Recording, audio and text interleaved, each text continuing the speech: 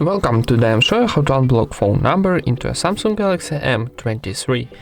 Firstly, open your phone application. Then, in the top right corner we got 3 dots. Tap it and choose settings. And here, first option, we got block numbers. Go into, and now for unblocking, for example, this last number, click here on the right side, on the red minus, so tap it.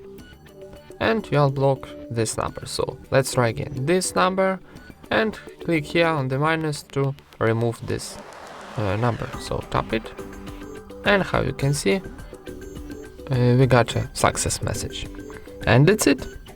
Thank you for watching, leave thumbs ups and subscribe to our channel.